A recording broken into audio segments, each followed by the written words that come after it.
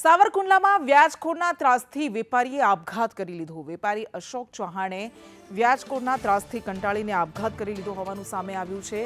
વારંવાર આવી ઘટનાઓ સામે આવે છે કે જ્યારે કોઈ વ્યક્તિ વ્યાજખોરના ચક્રવ્યૂહમાં ફસાઈ જાય અને ત્યારબાદ કોઈ વિકલ્પ ન રહેતા ગળે ફાંસો ખાઈને જીવન ટૂંકારે છે।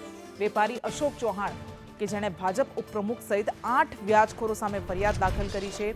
વ્યાજખોરો પાસેથી તેણે પૈસા લીધા હતા। મૃતક અશોક ચૌહાણ પાસેથી સુસાઇડ નોટ પણ મળી આવી છે। સૂર્યકાંત ચૌહાણ વધુ વિગત સાથે જોડાયા છે।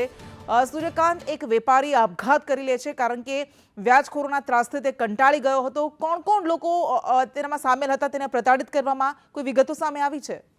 જી ચોક્કસથી 2 દિવસ પહેલા એટલે કે 12 તારીખના રોજ સવારે 8 વાગે એક જે વ્યક્તિ છે સાવરકુંડલાના બારશેરી વિસ્તારમાં રહેતો હતો અને મેઇન બજારમાં શ્રદ્ધા સ્વીટમાર્ટ દુકાન હતી, તેમણે વ્યાજખોરોના ત્રાસથી પોતાને ઘેરે જ ફાંસો ખાઈને જીવન ટૂંકાવ્યું હતું। તેમના પુત્રએ સાવરકુંડલા ટાઉન પોલીસમાં ફરિયાદ લખાવી છે। 8 વ્યાજખોર વિરુદ્ધ ફરિયાદ લખાવી છે।